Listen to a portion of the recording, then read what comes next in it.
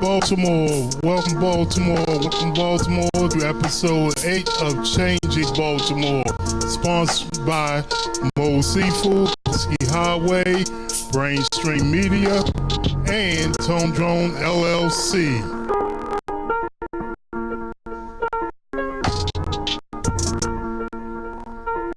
Thank you so much. Thank you so much. A lot been going on here in Baltimore the past week.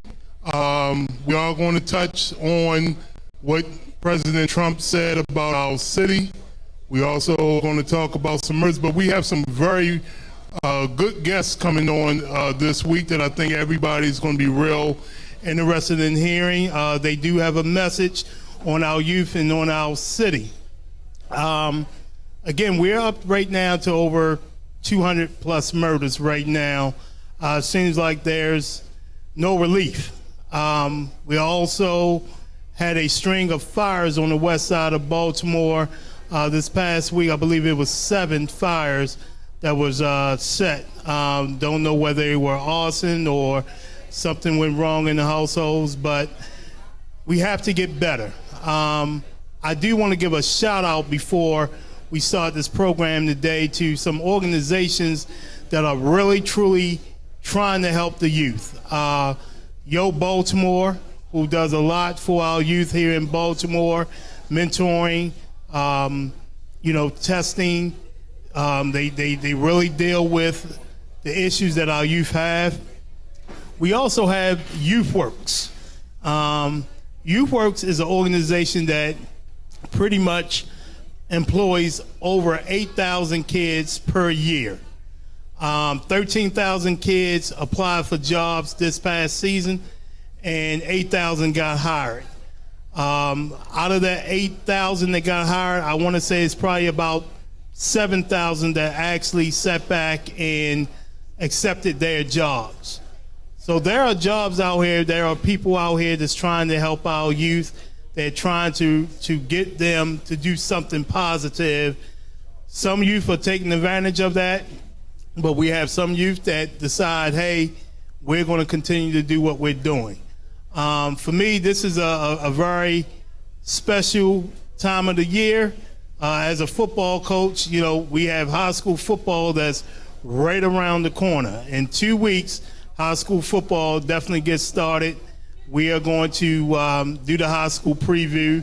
So hopefully, everybody starts to really get involved with that, along with giving our youth some more things to be interacting with, get them off the street. These murders, they are unsolved. We know what's going on in our communities. Really don't want to continue to harp on the negative, what's going on in our city. We have to find solutions. And I know, our mayor has made some comments. Our city council president has made some comments. We're trying to find solutions. Sometimes we are the problem. If we know what's going on and we always turn our heads to it because it doesn't directly affect us, we are the problem. When are we going to sit back and say, you know what, this affects me even though it didn't hit my doorstep? When people are on Facebook or they're just talking conversation about how bad Baltimore is, how much they want to move, how much they want not to raise their kids here in Baltimore, it's a problem. And it's a problem that we have to address. And I think that's something that one of the things that President Trump was saying to us that we kind of hate. We kind of hate to say, hey, we're doing wrong. We're not doing what we're supposed to do here in Baltimore. We're waiting for other people to do the job for us. Well, here's an outsider that had an opinion on what we are like. And that's what everybody else around the United States thinks of Baltimore. That's something that we got to accept. That's something that we got to clean up. But it's going to take each and every one of us here to do it. And the gentlemen that I got coming on tonight, they are trying to do their part in the community to make this community better. So again, about to go to a quick commercial break. I'm going to introduce our first guest when we come back, and we're going to get this ball rolling tonight for Change in Baltimore. So again, be right back with you with our first guest.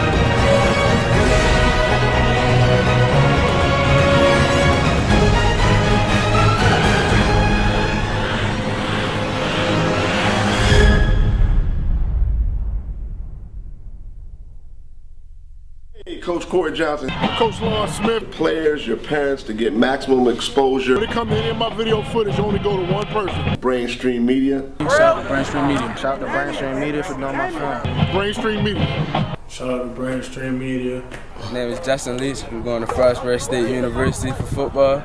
Team Brainstream. Shout out to Brainstream Media, best film in the state.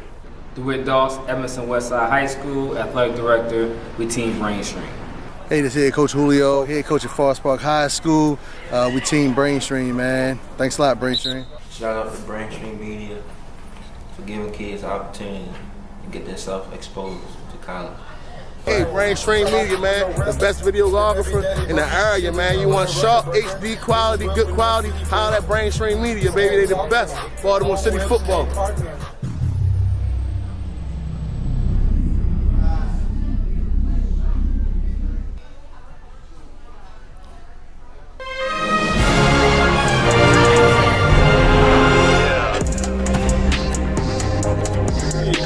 Johnson. Coach Lawrence Smith. Players, your parents to get maximum exposure. When it comes to any of my video.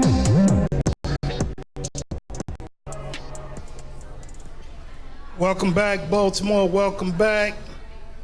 First segment of Change in Baltimore, episode 8, again sponsored by Mo Seafood, Brainstream Media, and LLC.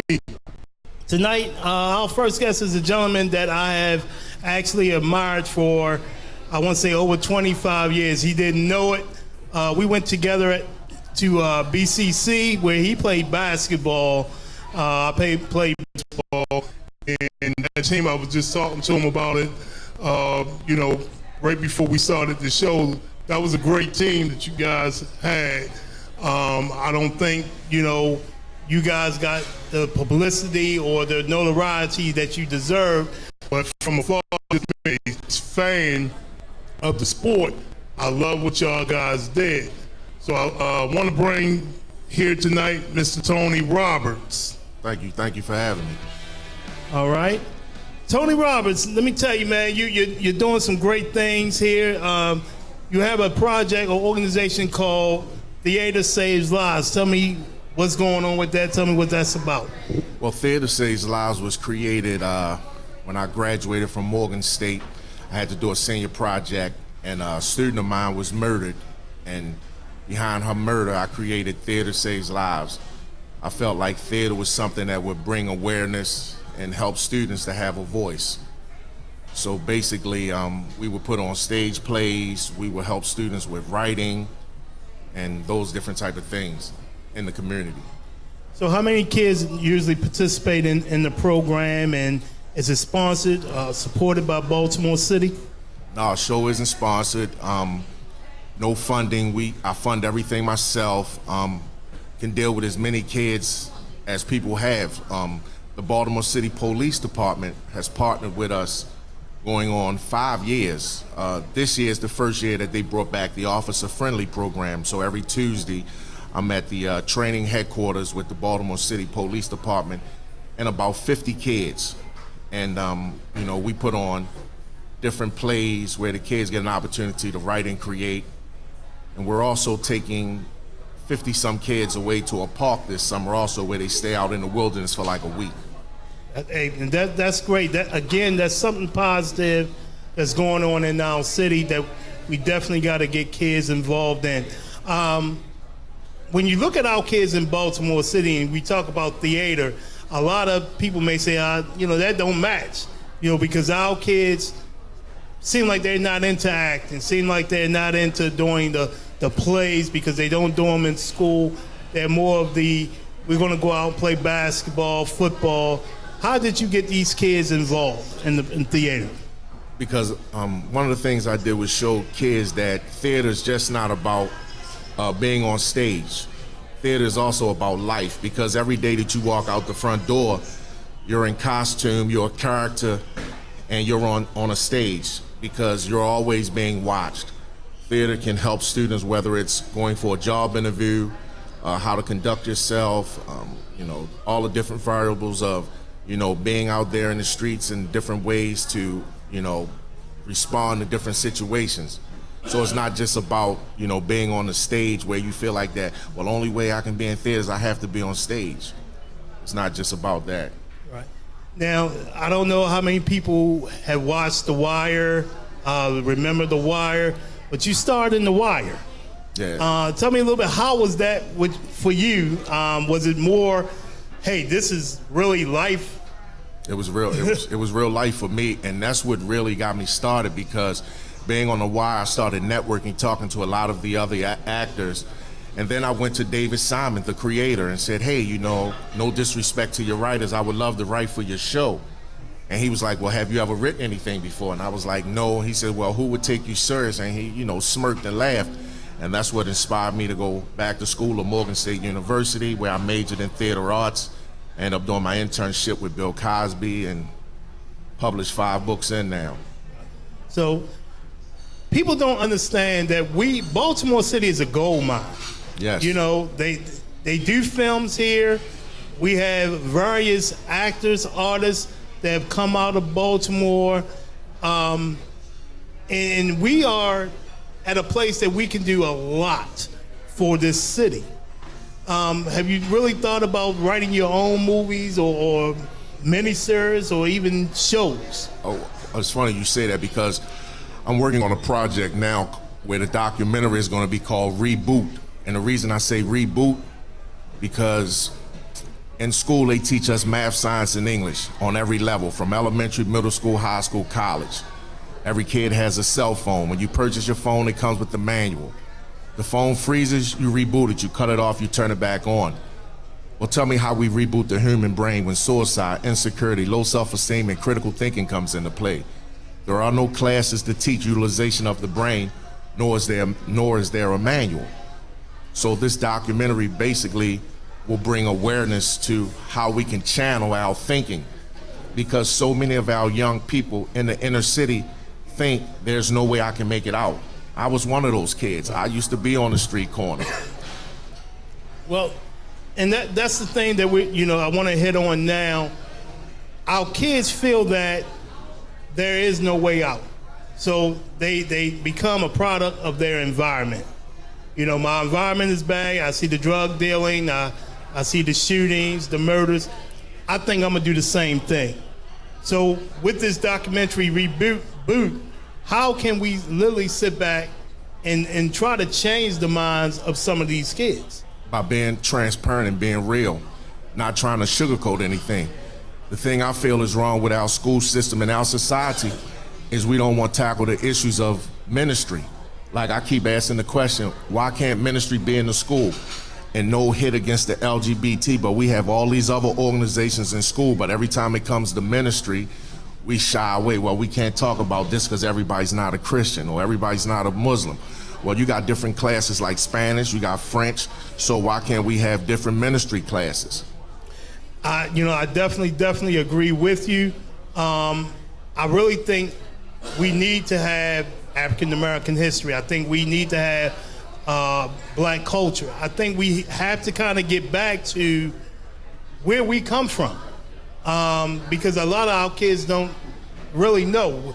We are adapting to, these reality shows that's on certain networks, and that's what we relate to. When the kids go to school, everything is set up 1, 2, 3, ABC. Let's get it in. We are taught to go to college, but everybody is not college ready. And again, that's what Reboot deals with, because again, our kids are being programmed and we don't even know it. When you look at social media, it's always drama. When you look at the reality shows, it's always drama. So we're being programmed to adapt and to hunger the drama. Like, we want to see fights. When you see fights, people go to social media and they drop these fights. But anything that's positive, again, it takes us away from it. So we have so many positive stories that need to be told. But if it's nothing that deals with the drama and the raunchiness and the disrespect of the females, then we won't put those shows on. Exactly, because you don't see any of those household shows like the Cosby Show anymore, the Different World, things like that. Even in going back to school, there's a couple of videos on YouTube. I can't remember the guy's name, but he kind of dissects what the public school system is all about across America. And one of the things that really hit me was he took the public school system to court. And he said, you know what, I'm going to sue the public school system. And this was like a documentary, but it was put on. And he said, let's look back at the car. The car over 50 years has changed. He said, but when you look at the classroom, over 100 years, the classroom has never changed. When you walk into the classroom 100 years ago, you would see all desks in a row. Right. You go to the classrooms now, the first thing they do is say, put your desks in a row. They're teaching us and programming us to really deal in factories. Right. But how many factory jobs are there now? It's a lot of technology that's out here. So we're not teaching technology. We have gotten away from the trades.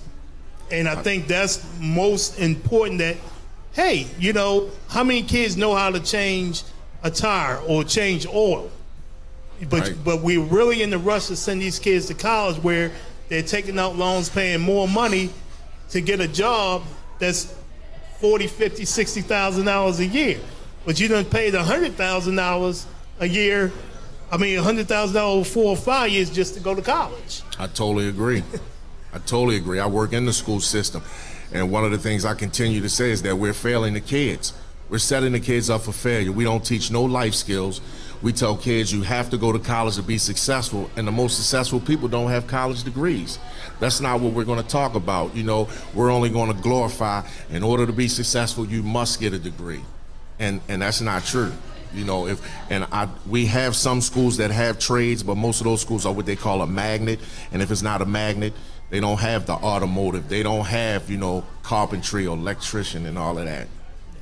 And again, we need it. This is what Baltimore City, Baltimore County, this is what we need to really be talking about. This is what we need to argue about, what we need to picket about our kids.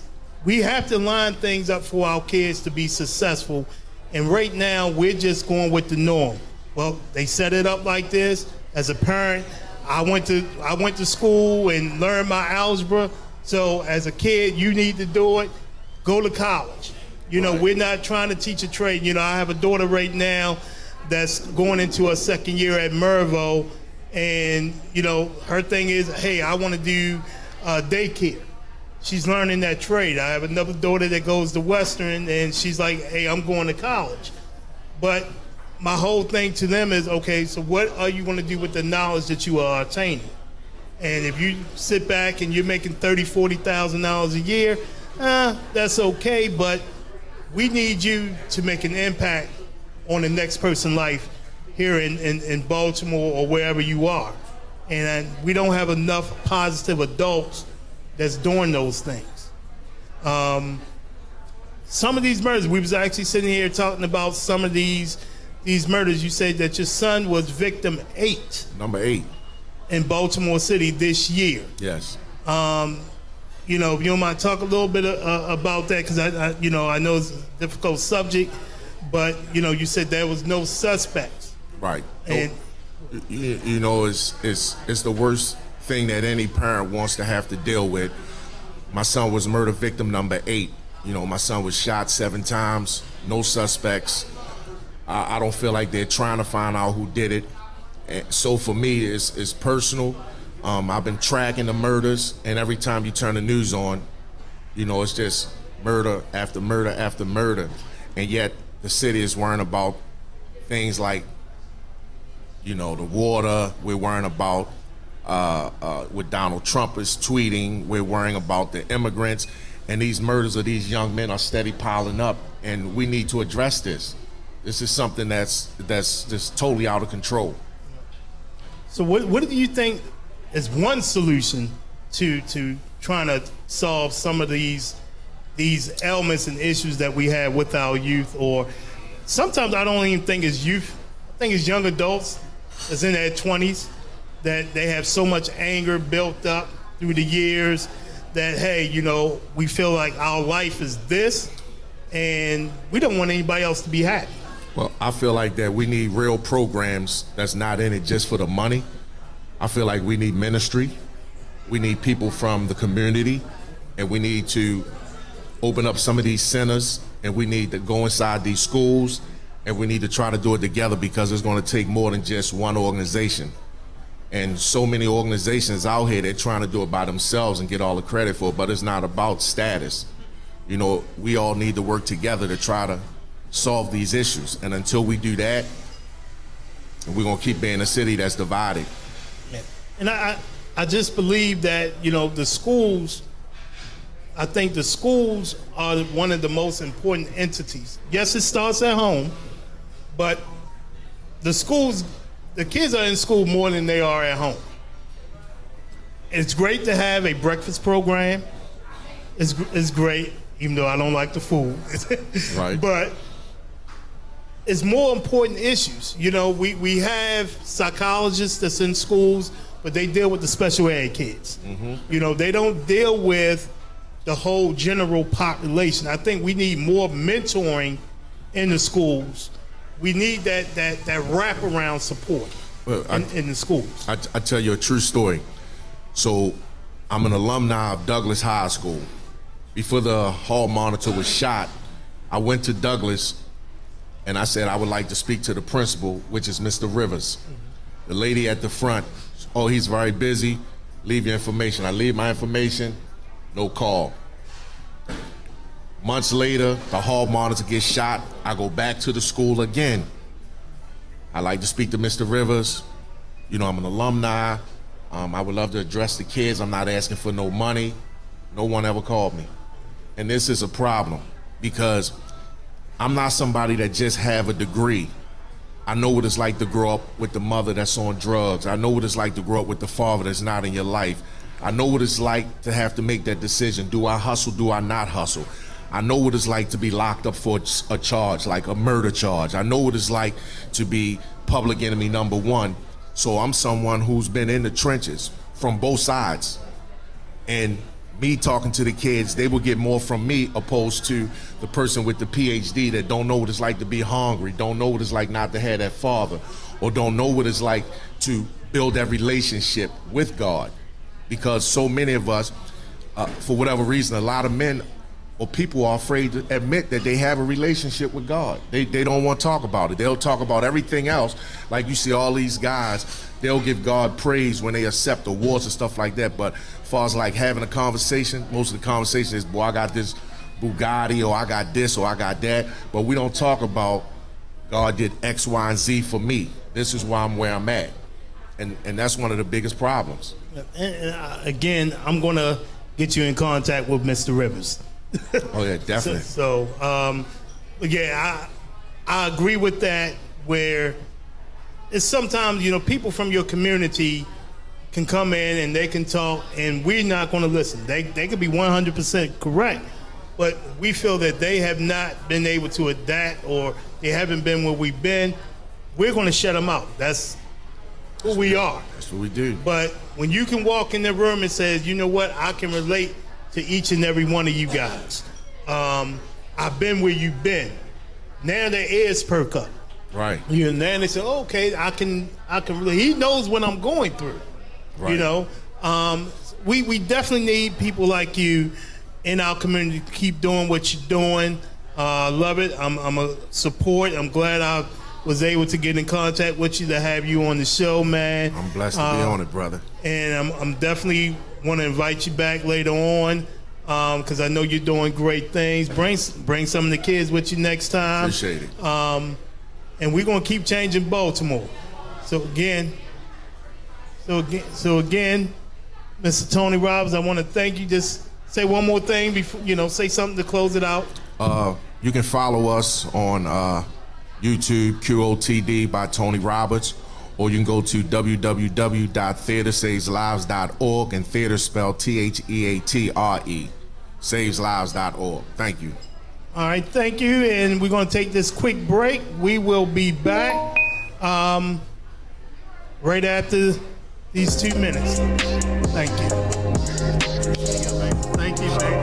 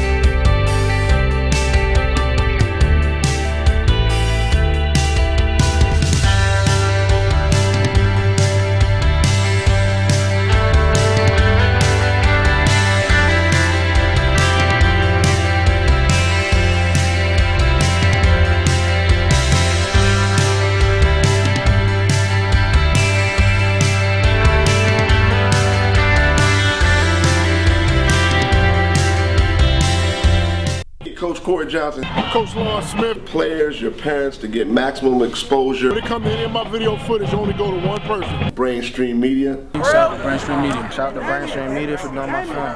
Brainstream Media. Shout out to Brainstream Media. My name is Justin Leach. We're going to Frostburg State University for football.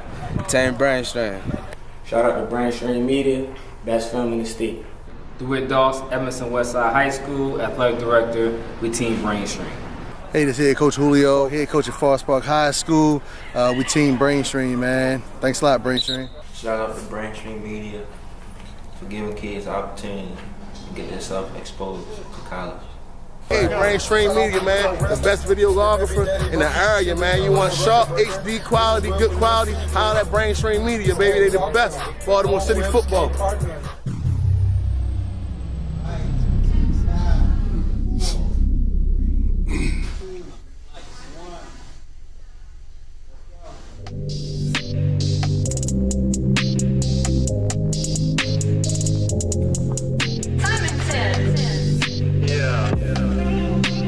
Welcome back, Baltimore. Welcome back. Segment 2, Changing Baltimore, sponsored by Moe's Seafood, Brainstream Media, Tone Drone LLC. I want to bring somebody here on the panel. It's very special to me. gentlemen that we went to high school together, played football together at Northern High. Go Vikings. I know y'all guys are watching. Vikings forever. And he's been a hard guy to actually catch up to. So finally caught up to him last week. And let me tell you a story. I was in his establishment, and I was frustrated. I didn't see him in there, and things weren't going correct. So when I say I was at the top, I just wanted to throw some rocks, bust some windows. I was heated, and I heard someone say, "Harry," and I looked up. It was Mr. Kelly Fox, and he brought me into the office, and at the time, he didn't know what was going on. I explained to him what was going on. He didn't help the situation. He couldn't. But just to listen to him, just to talk, when I say it calmed me down and I was good, that meant a lot, because I don't know what I would have did, after that, because I was just not thinking clearly at that point. So I want to thank you, even though you don't know you helped me that day. I definitely want to thank you. To God be the glory. Yes. To God be the glory. So Mr. Kelly Fox, like I said, graduate of Northern High School, graduate of Morgan State University, part of Phi Beta Sigma. Fraternity Incorporated, absolutely. Yeah, I hope I said it right. I didn't want to say the wrong one and you'd be like, what? So, yes, definitely. Kelly, you ran for the 43rd District State Delegate back in 2010. 2010, and in the last cycle as well. Tell me how that was as far as you running in both cycles. It was awesome. I had an opportunity to touch people I hadn't touched before, hear from a real grassroots perspective what the people wanted, and had an opportunity to have a voice that I didn't have before. Whether you win, lose, or draw, you have the media's attention, you have the ear of people that you wouldn't typically have the ear of. So we were able to raise issues and concerns of people that wouldn't have usually gotten heard. And so we continue to allow that voice to be spoken in places that they don't really want to hear it.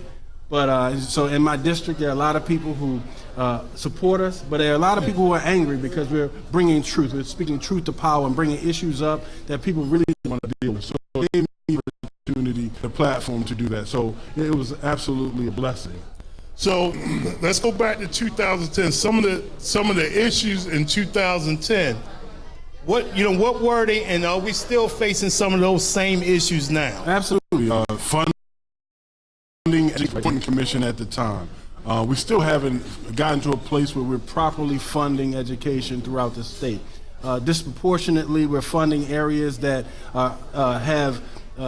don't need the resources as much as other areas. I think the formula that we're using throughout the state of Maryland is flawed, and we've not figured out how to fix that formula. We're talking about crime and funneling funds into the appropriate places to deal with crime. For instance, we want to police our way out of crime. So the funds coming from the state typically are sent into law enforcement, not prevention programs, right?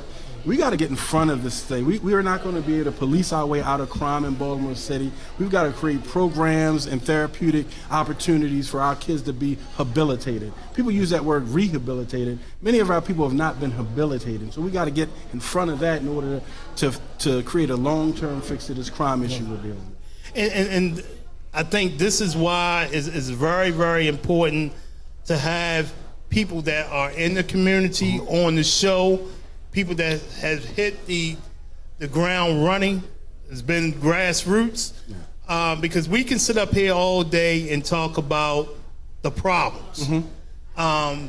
Everybody now wants to know what's the solutions to the problems. And I think some people are getting a little fed up with some of the politicians that are in place right now. Absolutely. But we have to vote. Oh. And it's great to sit and talk, but I think when we start to put pen to pad, when we start pressing those buttons on election day, that says everything. Yeah, it does. That says everything. And you tell me what would you do differently if you were in the seat? To kind of to start with, kind of start where you left off. Not only do we need to vote, but we need to intelligently vote, right?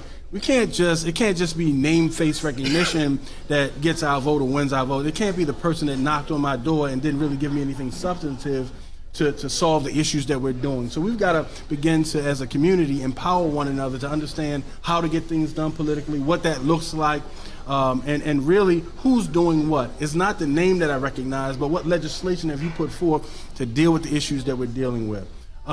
The absolute truth is I'm born, bred, and raised in the 43rd District. Went to Northern High School, Morgan State University, Coldstream Park Elementary School, all in the 43rd District. So I'm born in that community, and what we're lacking is people from the community who can identify with the real root cause of issues, right? And also sit at the table where the resources are allocated so that now you bring that together. Someone who can get the resource and then properly allocate the resource to communities. What we're doing in Baltimore City, and you see it happening, there's a gentrification that's happening in Baltimore City. We're transplanting leadership from outside of Baltimore City into Baltimore City, and people sound good articulately. They're articulate, they sound good, they look good on paper, but they really don't have a true love for Baltimore City.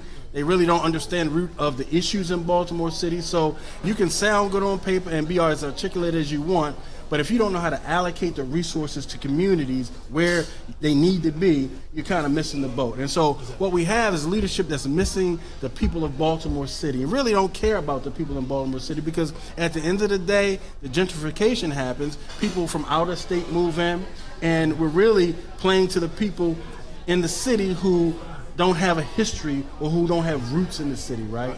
And people from Baltimore being pushed out. And so my fight is that I'm fighting to make sure that the indigenous people of Baltimore City maintain a voice. I'm fighting to make sure that the people of Baltimore City are met where they need to be met, and that are not left out as people in D.C. have been left out and as the people in New York have been left out. And again, that's what we need. But Baltimore, knowing Baltimore, we are a people that will actually, we don't care about the issues. We see faces, we see names. And we tend to say, well, I know this person because they've been there for so long. I'm going to vote for this person, and I don't care what the other politician or the other candidate has to speak on their platform. Right. I'm comfortable with this person. It's almost like a relationship. You don't want that relationship, but you're comfortable in it. Yeah. You know what I'm saying? Yeah. And I think this is where we are in Baltimore, comfortable in our relationship. So we always feel that, hey, you know what? Even if I vote for this person, it's not going to change. We still going to be Baltimore. So I might as well go ahead and go with the guy I know. Yeah. Again, it's like relationship. You break up with somebody and say, I'm going to go back to that other person because I know them. So in God's divine wisdom, he's created a situation where we can no longer be comfortable. I don't know anybody who's comfortable with murders happening on their front door. I don't know anybody that's comfortable with Donald Trump's leadership. I don't know anybody that's comfortable with being undereducated or underemployed. I think that God is divinely lining things up where we can no longer be comfortable. And we as a community have to take advantage of those things. We as a community have to do the heavy lifting. I just had a meeting last night organizing a group of people whose sole goal is to empower people politically and academically. So we're going to go door to door, just like politicians do every 4 years, knock on those doors to try to get your vote. We're going to do it all year round from here on out. We're going to knock on doors, but we're not trying to get a vote. We're trying to empower people to understand what power that they have and what can be done to cure the issues that's killing our friends, our relatives, our parents, and our children. And, you know, I definitely didn't want to leave out. You are a pastor at Shining Light Ministries. Tell us, how did you get into the ministry? How I got into that. So first of all, I want to say anybody who wants to be a pastor, you need to watch out for them, right? Nobody who is a true God-fearing pastor wanted it, right? God takes you to a process, and he twists your arm, he makes you come into your anointing, right? We fight it because it's a lot of heavy lifting in being a pastor. There's a lot of burden that comes along with that, right? But you get to a point where you can no longer run from God, and I got to that point in 2010 when I ran. I had all the friends in the world because it looked like I was going to win, and when I didn't win, then my phone never rang, and all I had was God. And so I told God, whatever you have for me, I'll do. I can't do this on my own.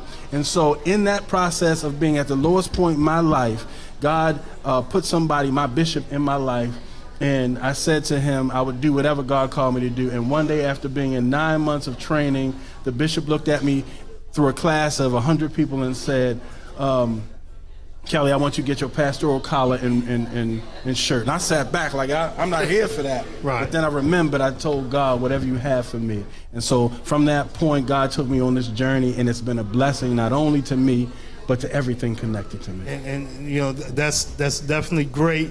Lastly, wrapping this segment up, on Sunday, August the 4th, from 12:30 to 5 p.m. on York Road. Yes. We have something going on. Tell us about that real quick. So Shantae Guy, who works for the mayor's office, she's chairing in a community outreach festival. And that's going to be on Woodburn and York Road. And at 4 o'clock, I'm going to be in a dunking booth. So, like I said, there are a lot of people in the 43rd District who don't like the truth.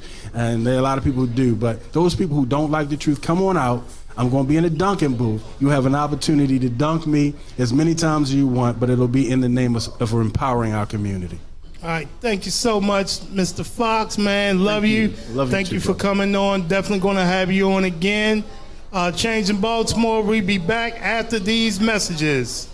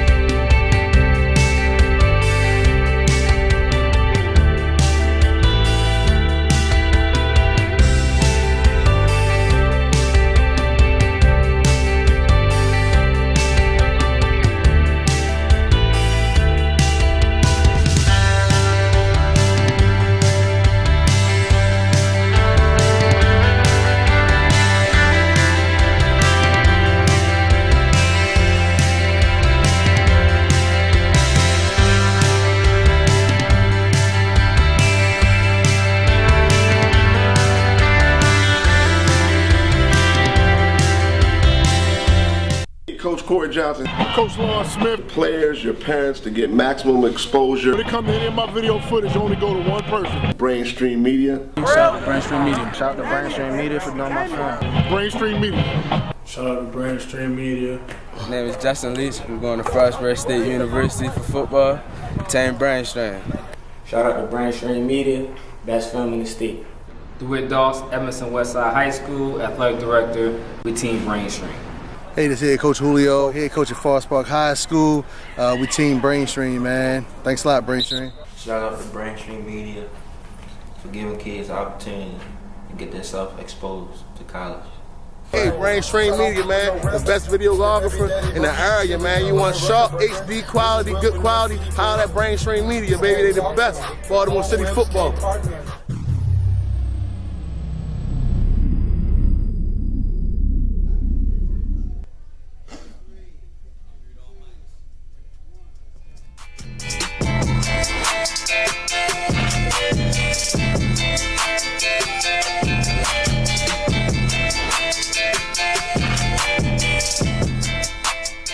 Baltimore, welcome back. Welcome back to the final segment of Changing Baltimore, episode 8. I think that's my favorite beat right there out of all my instrumentals.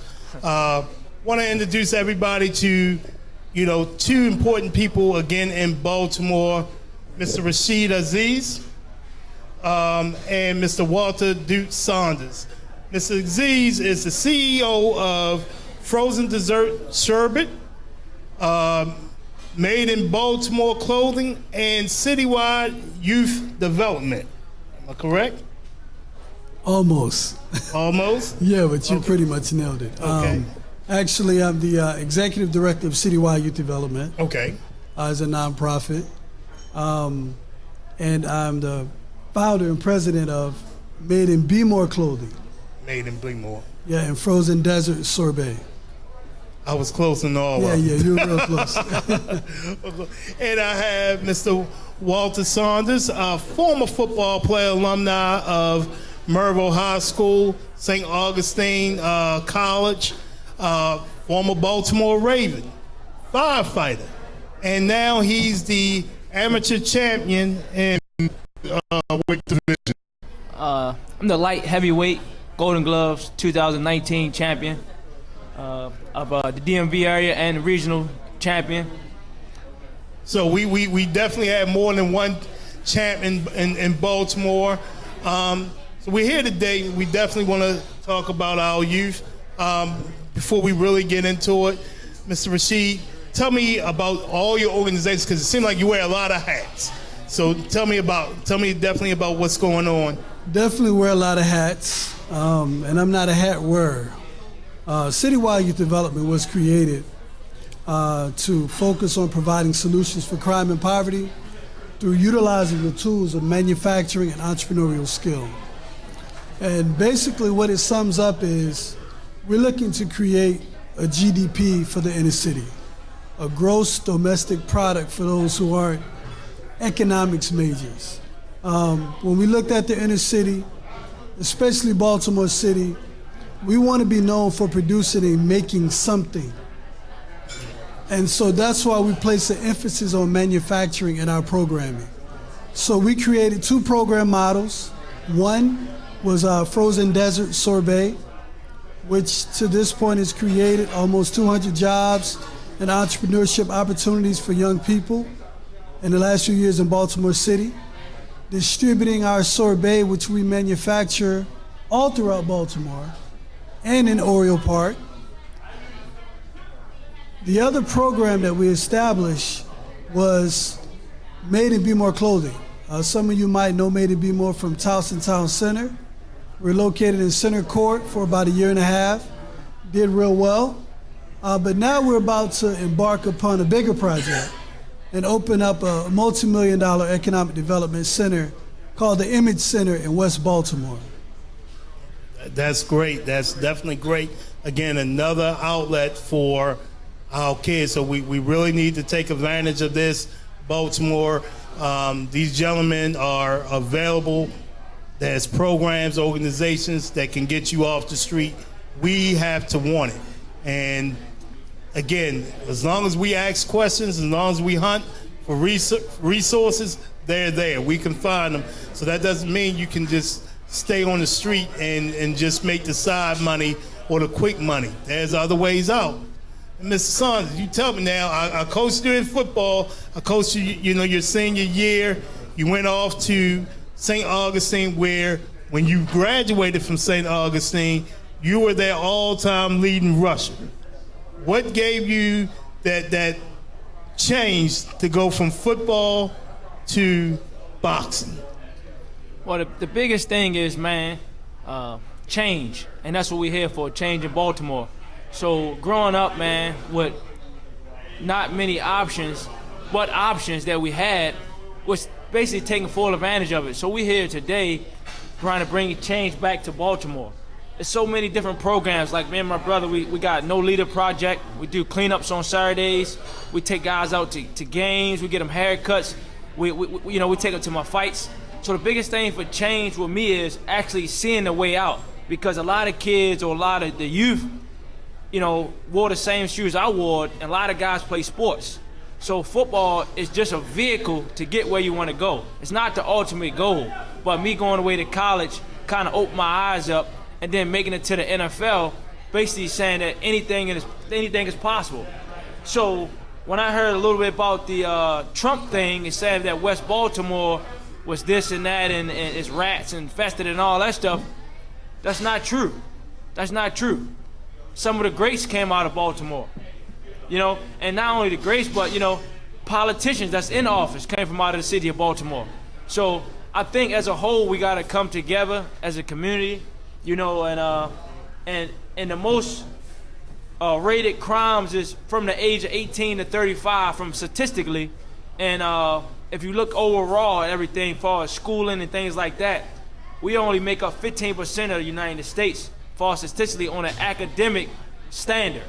So having projects such as we have, like my guy Wesley Hawkins with the No Leader Project, kids come, they do homework, they do studies. Like I said, we do community cleanups. And I just think, man, being there, actually seeing someone that actually live that type of lifestyle gives them a way out. And I think, like you said, transitioning from football to being a firefighter is the most humbling thing you can do, because now you're actually changing lives by being a firefighter. Because people call you at their most vulnerable time at a 911 call. So to actually put a smile on these people's face, it makes it change. It makes you want to go out in the community and do more work. So now you said about boxing, when I met my trainer, David Sewell, top 10 world fighter, in his time, light heavyweight, which is the same weight class as me, it shows me that, if this guy can do it, I can do it.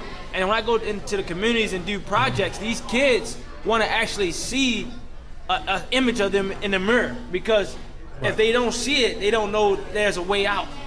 Right. And being in Baltimore is major, because this is the city where it's most havoc, and I think we can all get it done if we come together as a community. Yeah, you're 1,000% correct. Funny story, about 3 years ago, I was living in the apartment right around the corner from here, and the whole apartment complex caught fire. And I came out, I was distraught, I was angry, I was sad, I was crying. And one of the firefighters, when I looked up, was Walter Saunders. And he was like, "Coach, you good?" And I wanted to say at the time, "No, I'm not good." You don't see the fire, but him being there, he was that first person that gave me that comfort, like, "Coach, you good." He wasn't really asking me was I good. He was telling me, "You're good. I'm here, I got you." So it definitely meant a lot to me at that time. So let's attack the issues that we have here in Baltimore, our youth. What can we do, Mr. Rashid, Walter, what can we do to save our youth? I mean, we preach about it, we talk about it, but we have to now start to do some things to really, truly help. Okay, I'm starting with you, Mr. Rashid, first. Multifaceted issue, a lot of layers. There are a lot of outstanding programs dealing with mentoring, dealing with out-of-school age youth, dealing with violence, dealing with substance abuse. I think part of it is spiritual. A great component of it is spiritual. We have to get the connection back with the Creator and understand what life is about and why we're here. And I think we can dump as much finance, mentoring, programming on an issue, but if we don't deal with the core of what human life is about and what existence is, we're really missing the point. That's one. The second part is, look, I come from the hood. Most people get involved in criminal activity and making wrong decisions because they're back against the wall because of economic conditions. And that's economic sustainability and wealth creation. So once we get the mind right, we can focus on developing wealth initiatives. And I was an athlete. I played basketball. The very one player had an opportunity, if I wanted to go into the league. But today I had a conversation with some people and I told them, and they asked me what happened. And I said, well, from the community I'm from, a lot of people went through athletics, made it to the league, made a lot of money. But somehow that wealth didn't trickle down to the community. Moms and dads got a lot of money, but there was no community benefit. What we focus on at Citywide Youth Development and why we're moving to West Baltimore from Port Covington is to go back into the hood and show the hope and example of what people that come from that neighborhood can do when they create wealth initiatives. Gotcha. And I think you just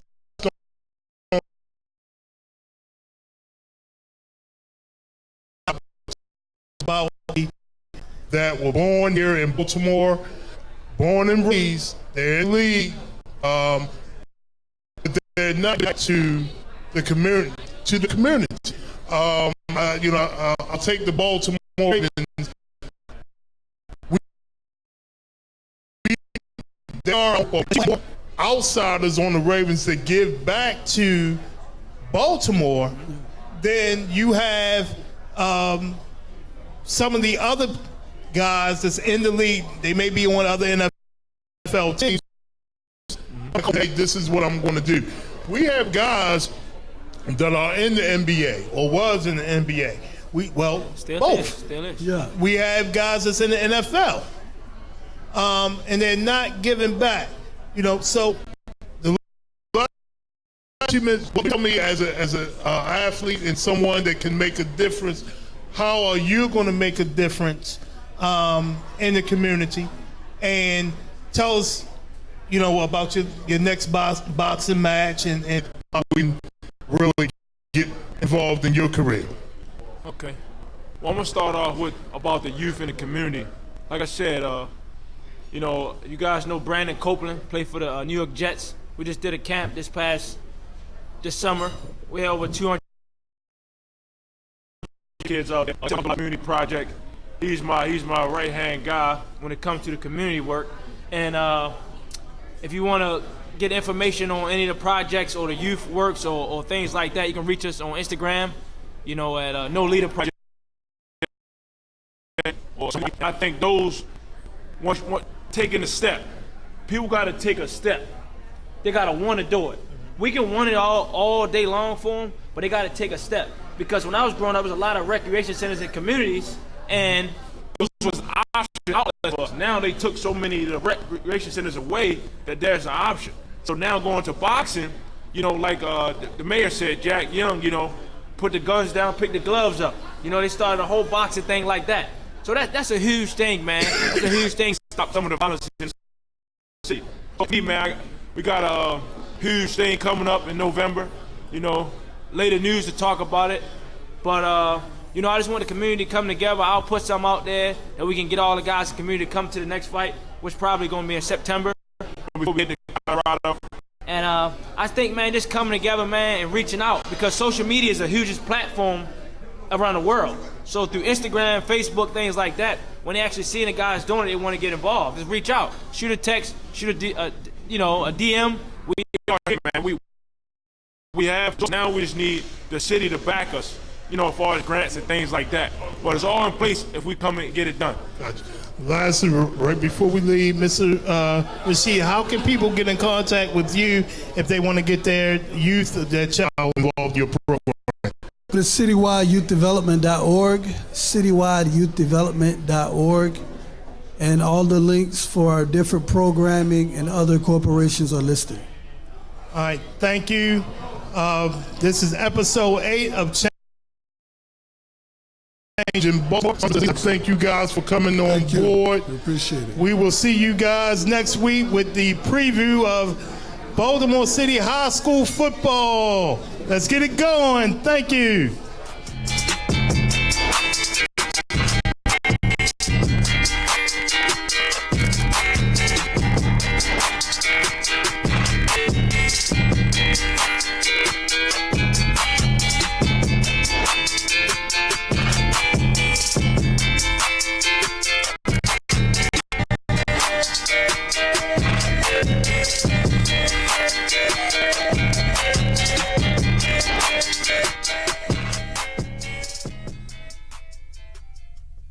Hey, Coach Corey Johnson. Coach Lawrence Smith. Players, your parents to get maximum exposure. When it comes to any of my video footage, only go to one person. Brainstream Media. Shout out to Brainstream Media. Shout out to Brainstream Media for doing my film. Brainstream Media. Shout out to Brainstream Media.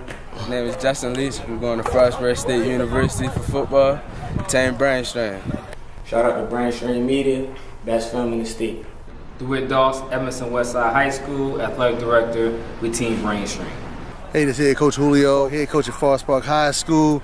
We team Brainstream, man. Thanks a lot, Brainstream. Shout out to Brainstream Media for giving kids the opportunity to get themselves exposed to college.